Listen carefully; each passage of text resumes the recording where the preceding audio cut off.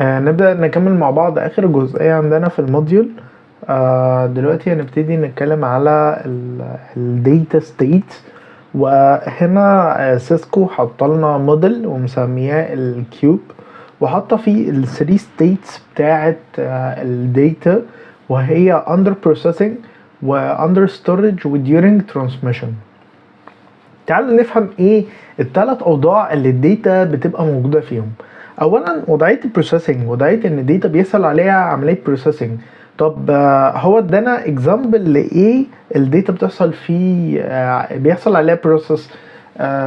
دلوقتي انا لما باجي بعمل الداتابيز دي بتخليني ان انا اقدر اعمل بعض العمليات بنسميها CRUD operations، create update read delete. فالاوبريشنز دي كلها بتعتبر بروسيسنج بيحصل على الداتا، ان انا ببتدي دلوقتي اكويري واستدعي البيانات من قاعده البيانات.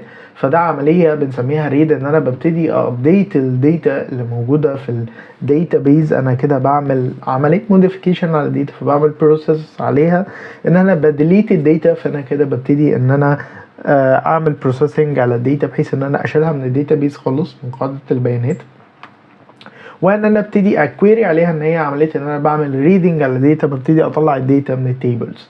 اقول لك انا مثال تاني برضو، ان دلوقتي الداتا وانا مثلا دلوقتي جاي بفتح اي بروجرام زي النوت باد ده، فعلشان تحصل الاوبريشن دي فالداتا اللي موجوده بتاعه النوت باد بتتحمل في الميموري اللي هي نقول الرام، وبيبتدي البروسيسور ان هو يعمل بروسيسنج للداتا دي عن طريق ان في داتا عنده بنسميها البفر ده اريا في الرام بنسيب فيها بعض الداتا اللي بيبتدي البروسيسور ان هو يعمل بروسيسنج عليها، ودي بتبقى اسرع سبيد موجوده لاي ميموري موجوده عندنا في اجهزه الكمبيوتر. احنا بنتكلم طبعا عن الموضوع ببساطه لان الموضوع كبير جدا. فدلوقتي لازم تبقى فاهم معايا ان البروسيسنج على الداتا هو اي بروسيس بتحصل على الداتا، سواء كانت عمليات CRUD operation مع database او كانت الداتا under process وهي موجودة على الرام وهي موجودة على البفر اللي موجود جوه البروسيسور، وبيبتدي ان دلوقتي الداتا تتنقل. تمام، نروح للجزئيه الثانيه وهي الداتا اندر ستورج، اللي هي الداتا في وضعيه ان انا بعمل لها ستور، بخزنها سواء على هارد ديسك او اس اس دي او فلاش ميموري او كلاود ستورج، ايا كان. ففي الحاله دي الداتا ات ريست، ما بيحصلش عليها اي بروسيس، ما بيحصلش عليها اي نوع من عمليات الكرود اوبريشن، ما بيحصلش عليها بروسيس ان انا ببتدي الود الداتا دي في الميموري. فالوضعيه دي بنسميها وضعيه السكون اللي هي وضعيه الريست. وهو مديلك مثال الداتا اللي بتبقى موجوده على يو اس بي درايف، وقلنا الهارد ديسك والاس اس دي. بعد كده الداتا during transmission، زي ما كلمتك قبل كده الداتا عندي علشان تتبعت من device لديفايس عن طريق using any application سواء FTP او اذا كنت بستعمل HTTP او ايا كان الابليكيشن اللي انا هستعمله من الابليكيشن لاير. فالداتا بتبتدي تتقسم لمجموعه من الباكيتس، والباكيتس دي بتبتدي تترانسميت بين السندر والريسيفر عن طريق ميني بقى بروتوكولز، يعني following ال OSI موديل او ال TCP IP. فالباكيتس دي هي الداتا during transmission. انا دلوقتي بابلود داتا على سيرفر using ال FTP، فالعملية البروسيس ان انا بابلود داتا على ال FTP سيرفر، فدي بسميها داتا ترانسميشن. انا بعمل داونلود لداتا، الداتا دي موجودة على سيرفر، فانا لما باجي بعمل لها داونلود فالداتا هنا في عملية ترانسميشن ما بين السيرفر وما بين الكلاينت اللي هو الديفايس اللي انا باكسس منه الويب سيرفر ده، ان كان اذا كان هو ويب سيرفر او اف تي بي سيرفر. لكن البروسيس اللي بتقع عليها الداتا دلوقتي وهي عملية زي ما قلنا عملية ترانسميشن.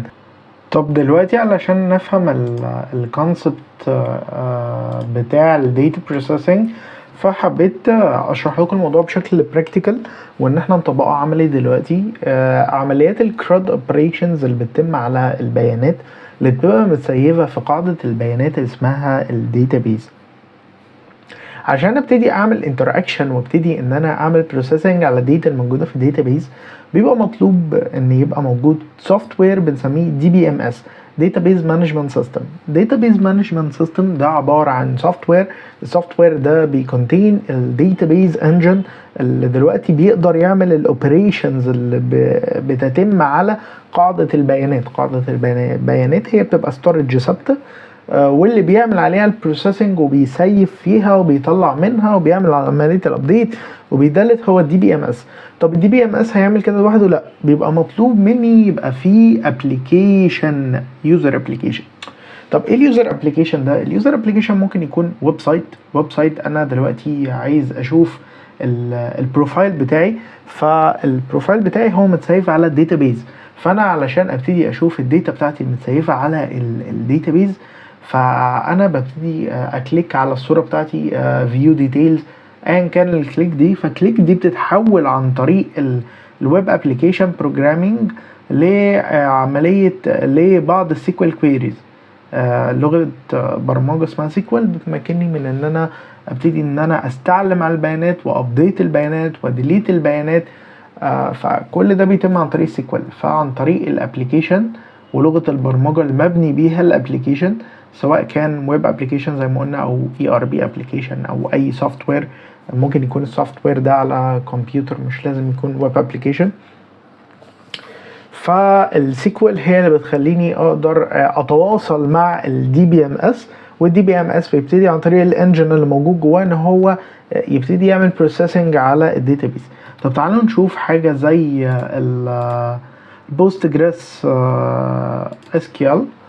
فالبوستجريس SQL ده عبارة عن open source يعني مفتوح المصدر، يعني مش بيريكوير ان انا يبقى عندي لايسنس وان انا ادفع فلوس علشان ان انا ابتدي اتعامل معاه.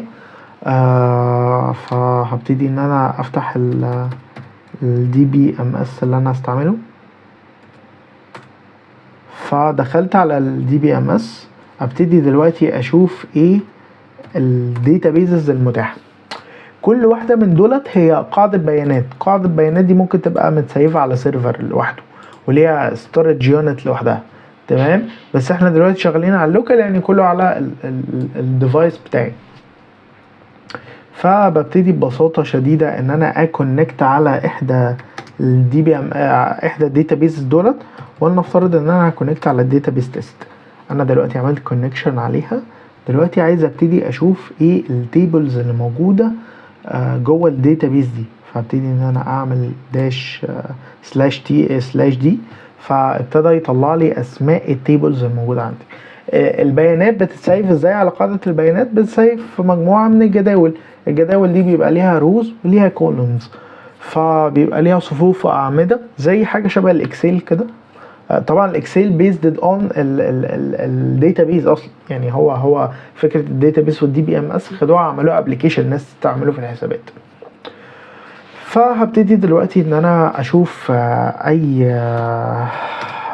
تيبل من دولت، ونفترض هنخش على التيبل ستودنت وابتدي اشوف ايه الصفوف والاعمده الموجوده فيه. طبعا كل كولوم بيبقى ليه داتا معينه بتتسيف فيه، والداتا بتاعت اليوزر بتسيف كلها في رو، تمام؟ زي ما هنشوف دلوقتي. طب انا نفترض عايز اعمل كده، فعايز ابتدي اعمل اول عمليه من العمليات اللي بتتم على الداتا. فانا ابتدي اعمل عمليه الريد، وانا اكتفي بعمليه الريد لان ده مش كورس متخصص في الSQL. ممكن نعمل كورس تاني في الSQL، بس حاليا انا بحاول افهمك الكونسبت بشكل عملي، تكون فاهم الكلام اللي انا بقوله، مش مجرد ان انا بقول مصطلحات وانت في بدايتك، لان ده كورس فور بيجنرز، فلازم تبقى فاهم الدنيا دي. وانا بحب اشرح كونسبت مطبق عملي وافهمك واشرح لك الكونسبت بمثال واثنين وثلاثه. فخلينا دلوقتي نكتب اول سيكوال كويري انت تعرفها. select asterisk دي معناها هات لي كل الداتا، يعني هات لي الاي دي وهات لي النمبر وهات لي الستودنت نيم وهات لي الميجور. كل ده هتقولي ايه؟ from. انا بكتب انجلش عادي اهو. هتقولي from ايه بقى؟ from اسم التيبل. اسم التيبل ايه؟ اسم التيبل اللي هو student والسيمي كولوم عشان السنتكس بتاع الدي بي ام اس. طب تعالوا نشوف احنا غلطنا في ايه. غلطنا في كلمة from في السبيلنج.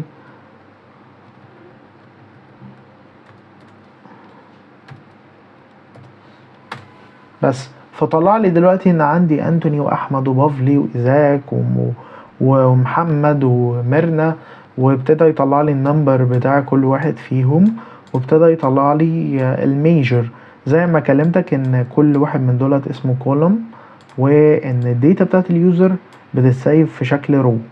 تمام. فانا العمليه اللي عملتها دي اسمها عمليه ريد، ان انا قرات الداتا، فانا ابتديت ابروسس على الداتا بحيث ان انا اقراها. نرجع تاني للسلايدز بتاعتنا. فهمنا الكونسبت بتاع الدي بي ام اس، وفهمنا الكونسبت بتاع ازاي ببتدي اعمل بروسيسنج على الداتا. جت سيسكو برضو قالت لك ان انا دلوقتي هعمل موديل، والموديل ده هيكون من 3 حاجات واسميهم security measures used to protect data. انا هبروتكت الداتا عن طريق 3 security measures، والموضوع ده احنا بنسميه في علم السايبر سيكيورتي counter measures. يعني ايه counter measures؟ فالاحتياطات الامنيه اللي انا باخدها علشان اسكيور السيستم بتاعي، سواء كان ويب ابلكيشن سواء موبايل ابلكيشن او نتورك. فاول حاجه ببتدي ان انا اعملها وهي الانديفيدوالز اللي بيستعملوا السيستم بتوعي. انا محتاج اعمل ايه للانديفيدوالز دول؟ محتاج حاجتين. محتاج اويرنس اعرفهم بخطوره السايبر اتاكس وخطوره واهميه السايبر سيكيورتي وما مدى الامباكت الناتج على الكمبيوتر سيستمز والانديفيدوالز ما بيحصل سايبر اتاك. ابتدي افهمهم يعني ايه اصلا سايبر اتاك، وايه الناتج اللي هو الامباكت اللي هيحصل اما يحصل عليا سايبر اتاك، وقد ايه لوست بيحصل على البيزنس والانديفيدوالز، وطبعا فاينانشال دامج، ريبيتيشن دامج، تدمير لسمعه الاورجنايزيشن، تدمير للسمعه الشخصيه لو حصل اتاك زي الامبرسونيشن وحد انتحل شخصيه شخص وابتدى ان هو يكريت اكونت فيسبوك باسمه ان هو يستعمله في حاجات غير قانونيه اندر النيم بتاع شخصيه حقيقيه. فطبعا انتحال الشخصيه ده مدمر. فلازم ابتدي ان انا اعمل لهم اويرنس، تريننج اند اديوكيشن. لازم ابتدي اوريهم ازاي يستعمل الكمبيوتر سيستم صح، الكومبوننتس بتاعته ازاي يتعامل معاه. ما ينفعش اسيب له السيستم والابلكيشن كده وهو يعيش مع نفسه، لا لازم انا اديوكيت واعلمه. فزي ما سيسكو بتكلمك بتقولك ان دايما من الميجرز المهمه اللي بتحطها، فبيبوت الاورجنايزيشن لازم تنشور knowledge about السكيورتي ثريتس. لازم نتعلم الاشخاص على المخاطر اللي بتنتج من التهديدات اللي بتحصل عن طريق السايبر اتاكس. لازم برضو تفهمهم الاكشنز اللي ممكن يعملوها علشان يبتدي ان هو دلوقتي يحمي الانفورميشن سيستم بتاعه. لان زي ما بنقول مسؤوليه السايبر سيكيورتي هي مش على السايبر سيكيورتي انجينير بس، مش على النتورك انجينير، مش على الناس المتخصصه في الاي تي بس، لا دي مسؤوليه المؤسسه بكاملها، مش مسؤوليه الناس المتخصصه في الاي تي بس. فالجانب الاول كان الاويرنس والاديوكيشن، وده كان على مستوى البيرسونال وعلى مستوى الانديفيدوالز. في عندنا مستوى تاني هو مستوى تكنولوجي. تكنولوجي هنا مقصود بيها الهاردوير سوليوشنز والسوفت وير سوليوشنز. السوفت وير سوليوشنز زي البروجرامز اللي انا بستعملها زي المايكروسوفت اوفيس، زي الفاير وولز اللي انا ببتدي استعملها على مستوى السوفت وير، زي الانتي فيروس اللي على مستوى السوفت وير. هاردوير بيست سوليوشنز بتكلم على فاير وولز، بتكلم على اي دي اس، بتكلم على اي بي اس، بتكلم على النتورك ديفايسز، بتكلم على الراوترز، بتكلم على سويتشز، بتكلم على النتورك ديفايسز بشكل عام. وهو ابتدى يدينا اكزامبلز هنا. لازم اهتم بالتكنولوجي دي وابتدي اهتم ان انا احط ميجرز على التكنولوجيز دي، وبعمل عمليه اسمها هاردنينج، ان انا بقوي الديفايسز بتاعتي بان انا بطبق السكيورتي بيست براكتس بحيث ان انا احميها، سواء كانت اجهزه كمبيوتر اند بوينت ديفايسز، سواء كانت راوترز، سويتشز، سيرفرز، اجهزه سكيورتي ذات نفسها، ان انا ببتدي ان انا اعمل بيست براكتس بحيث ان انا احميها، سواء كان configuration، سواء كان تكنولوجي، سواء كان using secure protocols، سواء كان ان انا بستعمل up to date operating systems. والاخيره ان انا بهتم بالبوليسي والجايد لاينز والرولز اللي بتمشي على المؤسسه. لازم ان انا اهتم اني اكون بطبق البوليسي دي بيحطها الناس الكبيره قوي في المؤسسه. البوليسي بتشمل حاجات كتيره جدا، منها مثلا الباسوردز الموجوده عندي في المؤسسه مثلا ما تقلش عن 14 كاركتر، فده من ضمن الحاجات اللي بحطها جوه البوليسي. ان انا بمنع حاجات الامبلويز الموظفين اللي عندي are forbidden from doing it، يعني ممنوع ان هم يعملوها. واكشنز تانية مسموح ان هم يعملوها، يعني ممنوع ان اي حد يتكلم على السكيورتي ديفايسز او السكيورتي ميجرز اللي انا بستعملها. ده بيبقى حاجه امبلمنتد جوه البوليسي. ممنوع مثلا ان حد ياكسس بعض السوفت وير تولز او الاجهزه بعد مثلا الساعه معينه، الساعه 5. كل ده بيبقى ريتم في البوليسي. وبهتم ان انا بعمل حاجه اسمها كومبلاينس، ان انا دلوقتي ان انا بعمل امتثال لستاندر عالمي زي GDPR، او عندنا طبعا النست SP 120 او 53.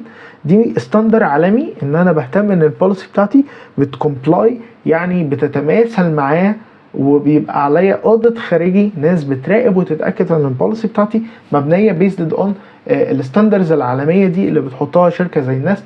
GDPR ده الستاندر بتاع اوروبا، وطبعا الايزو عندها اكتر من ستاندر خاص بالبوليسيز والبرايفسي. فالجزئيه دي مهمه جدا. نبتدي نتكلم بقى على السايبر اتاكرز. هنتكلم على الهاكرز. كلمة هاكر كان زمان في الثمانينات والسبعينات بيستعملوها لأي حد كان بيجيد النتوركس البروجرامينج يوزنج كمبيوترز. فكان أي حد شاطر في الحاجات دي فكان بيتسمى هاكر. فمش كل واحد يتقال عليه هاكر فهو ليه intention malicious. يعني إيه؟ يعني ليه نية تدمير، ليه نية سيئة. فنبتدي نتعرف معانا على أنواع الهاكرز وبيتقسموا لإيه وبيتقال عليهم إيه. أميترز اللي هو بنسميهم سكريبت كيدز، اللي هم طبعا بيبقى واحد عايز يدور على ازاي يهكر واي فاي الجيران مثلا، فبيدخل على اليوتيوب طريقة تهكير واي فاي، تمام؟ فيبتدي ان هو يتبع توتوريال، يشوف التولز يطبقها يستعملها. لا هو فاهم حاجة، ولا التول اتعملت ازاي، ولا النتورك دي ماشية ازاي، ولا الدنيا تكنيكال ازاي، ولا فاهم بروجرامينج ولا نتورك. مجرد شاف حاجة على اليوتيوب قلدها، قال لك بقى انا هاكر والكلام ده كله. فاحنا بنسميهم اميترز، مراهقين، او سكريبت كيدز. بنسميهم يعني اطفال بيكتبوا سكريبتات. فالبوينت دي ان دلوقتي في عدد كبير جدا من الاميترز المراهقين بيبتدوا يجربوا تولز، فبيؤدوا ان يحصل حاجات ماليشيس كتير على الكمبيوتر سيستمز. فخطورة السكريبت كده انه بيأثر على السيستمز بتوعي. تعالوا نقرأ بقى الكلام اللي بيتقال. فهو بيقول لك who use tools found on the internet to launch attacks. بيبتدي ان هو يستعمل تولز جاهزه موجوده على الانترنت بدون ما هو يكون كاتب البروجرامينج بتاعها او فاهم هي شغاله ازاي، وما بيبقاش عنده سكيلز، وما بيبقاش عنده الانتنشن تو كوز هارم. الانتنشن تو كوز هارم الكبير ان هو يبتدي ان هو بقى يوقع سيستم، يسرق فلوس. لا جاست ان هو عايز ان هو يبتدي دلوقتي يوري اصحابه مثلا في المدرسه ان هو هاكر وعرف يخترق واي فاي، او ان هو عارف يخترق اكونت فيسبوك. فالانتنشن الاصلي مش ان هو يسرق فلوس او ان هو يوقع اورجانيزيشن. لا الانتنشن هنا جاست ان هو دلوقتي عايز ان هو يشو هيز سكيلز، تمام؟ فزي ما قلنا بيستعمل بيزك تولز وبيزك اندرستاندينج، لان هو برضو مش فاهم ما وراء هذه التولز. ببتدي ان انا اقسم دلوقتي السايبر سيكيورتي اتاكرز into 3 جروبس. زي ما كنت بكلمكم كلمة هاكر زي ما قلنا مش شرط ان هو يبقى شخص ليه intention سيء. فهنبتدي نتكلم على الوايت هات هاكر، بلاك هات هاكر، والجراي هات هاكر. خلينا نتكلم على البلاك هات هاكر. بلاك هات هاكر ده كل هدفه دلوقتي فاينانشال جين. انا بعمل هارم، بدستروي سيستمز، ان انا دلوقتي عايز امنع الخدمه خالص، عايز احجب الخدمه على البنك الفلاني، عايز ادمر السيرفيس بتاعه الحكومه مثلا. فبيبقى الانتنشن بتاعه دايما ميليشيس. فزي ما اتفقنا هو شخص ميليشيس illegal، غير خاضع لقانون، وبيتعرض للمساءلة القانونية، وبيتعرض للمطاردة القانونية، وبيتسجن كمان. تمام. فده بنسميه البلات هات هاكر. وزي ما بيقولك هو بيبقى illegal person، يعني شخص يعني غير قانوني. تاني حاجة بيبقى هدفه financial gain، الهدف بتاعه ان هو يكسب فلوس. اما الوايت هات هاكرز ده بقى بيبقى شغال جوه المؤسسه بتاعتي دلوقتي، ان هو بيبتدي جوه الكمبيوتر سيستم بتاعي، النتورك بتاعتي، ان هو يبتدي يدور على البوينت اوف ويكنسز، يبتدي يدور على الفولنربيلتيز، الثغرات اللي ممكن لو هاكر اكتشفها ان هو يخترق المؤسسه. فببساطه شديده انا بعينه عندي جوه الشركه، بيبقى تحت مسمى vulnerability assessment engineer، penetration testing engineer. كل الانتنشن بتاعه ان هو يبتدي يدور على الثغرات جوه السيستم. ليه؟ علشان دلوقتي يبتدي التيمز التانية بتاعت السكيورتي تاخد الكاونتر ميجر بتاعها، وان هي تبتدي تعمل باتشنج، تعمل عمليه ترقيع للفولنربيلتي وتحل مشكلتها. يعني نفترض ان البنطلون فيه ثقب، فانا ببتدي ان انا ارقعه. نفس الكونسبت بعمله في السكيورتي. نفترض ان الخرم اللي اكتشفته في البنطلون ده هي الفولنربيلتي اللي ممكن عن طريقها الاتاكر يجيلي، فابتدي ان انا ارقع السيستم بحيث ان انا اسد كل الفولنربيلتيز، بحيث ان الميليشيس اتاكر ما يقدرش ان هو يخترق السيستم بتاعي. طبعا مفيش حاجه اسمها ان انا اخترق سيستم بدون وجود vulnerability، سواء كان في الكودينج بتاعه، او سواء كان في الكونفيجريشن بتاع النتوركس، او سواء كان في الانديفيدوال ذات نفسهم مش عامل لهم تريننج واويرنس كويس، فالناس تبتدي تصطادهم بالفيشنج. فزي ما اتفقنا ان الوايت هات هاكر هو بيبقى زي ما قلنا بيبريك انتو كمبيوتر سيستمز to identify any weakness، وبيبتدي ان هو يمبروف النتورك بيرفورمانس، وبيبقى معايا تبع الاورجنايزيشن. نيجي بقى للجراي هات هاكرز. انا دلوقتي مش معاك في الاورجنايزيشن، بس انا دلوقتي ببتدي ان انا ادور على الفولنربيلتيز الموجوده عندك، وببتدي ان انا ريبورت الفولنربيلتيز دي ليك بدون ما كوز هارم، بدون ما اعمل عمليه اكسبلويت واستغل الثغره الموجوده عندك في السيستم. فالنقطه دي في غايه الاهميه، لان في حاجه اسمها باج باونتي بروجرام. الباج باونتي هانترز كل شغلهم هم جراي هات هاكرز، ان هم يبتدوا يدوروا على الفولنربيلتيز ويعملوا لها ريبورت للاورجنايزيشنز، وياخدوا في مقابل ده مقابل مادي، بس بيبقى مصرح ليهم عن طريق الباج باونتي بروجرامز زي هاكر وان او باج كراود. فدي منصات بتتيح ليك انك تبتدي انك تتست على بعض الويب ابليكيشنز اللي مصرح ليك انك تتست عليها. نتكلم بقى على الستيت سبونسرز، ودي بتبقى اخطر تايب من الميليشيز هاكرز. ليه؟ لان الستيت سبونسرز دول بيبقوا تابعين للجفرمنت زي ما هو كاتب كده، وبيبقى هدفهم ان هم يكوز هارم على دوله. يعني نفترض دلوقتي دولة اكس بتهاجم دولة واي، فعندها سايبر اتاكرز بيهاجموا سيستمات البنوك و سيستمات اللي بتشيل محطات المية، سيستمات الكهرباء، كل الانفراستراكشر بتاعت الدولة التانية. فالحكومة عندها تيم مهاجم ان يبتدي يضرب السيستمات دي بتاعت دولة اخرى. فدول بسميهم state sponsors، وهم من اقوى واخطر التايبس اوف اتاكرز، وبيتمتعوا بالمهارة وبيبقوا خاضعين للدول. بعد كده عندنا زي ما قلت لكم تايب تاني من الاتاكرز، وهم اسمهم هاكتيفيستس. الهاكتيفيستس دولت عبارة عن ايه؟ دولت عبارة عن اشخاص بيبقى عندهم intention bad، يعتبروا طبعا بلاك هات هاكرز. بس عندهم قضية ما بيدافعوا عنها. يعني مثلا يقول لك ايه، دلوقتي مجموعة من الاكتيفيستس، المجموعة دولت من الناس اللي هي بتوع الحفاظ على البيئة، فهم بيهاجموا مثلا الانفراستراكشر بتاعت شركات البترول، لان هم شايفين ان البترول بيأذي البيئة. فهم عندهم الدافع ده بناء على بعض، ممكن يكون بوليتيكال، ممكن يكون حاجة سياسية، ممكن يكونوا خاضعين او زي بليف ان قضية ما، زي ما اتفقنا كده مثلا التأثير على البيئة. وعلى فكرة باي ذا واي، شركات البترول من اكتر الشركات اللي بتتعرض للسايبر اتاكس بسبب حاجة زي اللي بحكي لكم عليها دي. فده نوع اخر من الميليشيس اتاكرز. طبعا كل مرجع وكل كتاب سايبر سيكيورتي بيعرف الاتاكرز وبيقسمهم لعدد كبير جدا. فهنا احنا بس بنبتدي معاك نبتدي ناخد مقتطفات ان احنا نعرف الموست كومن واشهر الانواع. وانا بحب اجيب لك صور من بره وماتيريال خارجيه عشان تبتدي تفهم الدنيا اكتر. النقطه اللي بعد كده هبتدي اقسم الثريتس، التهديدات اللي بتحصل على السيستمز بتوعي لانترنال واكسترنال. طب انترنال زي ايه؟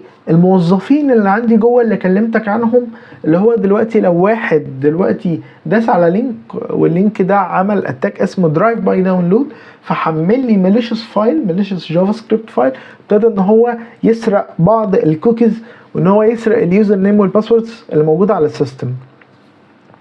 فده انترنال ثريد. ممكن يكون الامبلوي عن طريق انتنشن، يعني هو يبقى تانجبل او ان تانجبل، يبقى عن طريق وعي، يبقى الامبلوي عارف هو بيعمل ايه، او عن طريق هو مش عارف بيعمل ايه.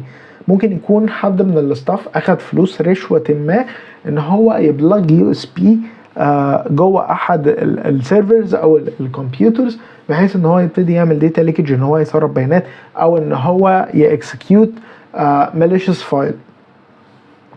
فحاجة زي دي برضو بعتبرها internal threat، و90% من الثريتس هي بتبقى internal من جوه. تمام. فهو بيبتدي يديك examples دلوقتي عن ايه ممكن يكون internal، وبيقولك ان هو ممكن يبقى accidentally او intentionally. واحد دلوقتي عنده هدف ان هو يدستروي سيستم، او عن طريق accidentally اللي هو بيبقى عن طريق ان بيحصل معانا عن طريق حادثة ما. فهو بيقول لك يو اس بي درايف، يعني plugged in الاورجانيزيشن كمبيوتر سيستم. ممكن يكون ان انا دلوقتي واحد حمل لعبة فيفا مثلا 2026، فابتدى ان هو يحمل لي مالوير على الكمبيوتر نتورك بدون علم منه. او اكزامبل تاني بيقول لك ان هو كليك اون malicious ايميل اور malicious ويب سايت عن طريق لينك بعت له جوه ايميل مثلا.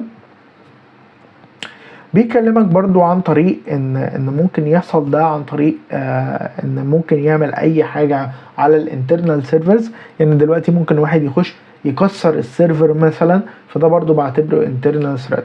طب ايه الاكسترنال ثريت؟ الاكسترنال ثريت دايما بتبقى خارج الاورجانيزيشن، وتبقى كلها يعني اتاكس ريليتد ب ان انا مثلا دلوقتي ببتدي اعمل سكاننج اتاك عليك عشان اعرف ايه الاوبن بورتس والاوبن سيرفيسز اللي انت بتستعملها على السيرفيس بتوعك، بتنفولف ان انا بهاجمك بدي دوس اتاك، ان انا ببتدي اضرب عليك عن طريق بينج سكان من اكتر من سورس، بحيث ان انا اوقع النتورك بتاعتك.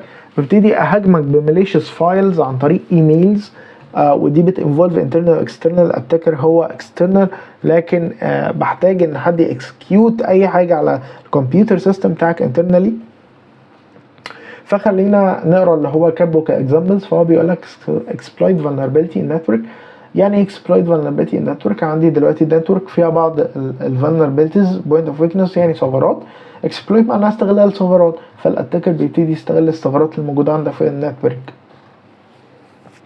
unauthorized access، انا دلوقتي قدرت ان انا اباي باس الاوثنتيكيشن بتاعك، قدرت مثلا نقولها ببساطه شديده، قدرت اعدي الاوثنتيكيشن بتاعك اللي هو بتاع اليوزر نيم والباسورد بطريقه ما، وقدرت اخد اكسس على الكمبيوتنج ديفايس.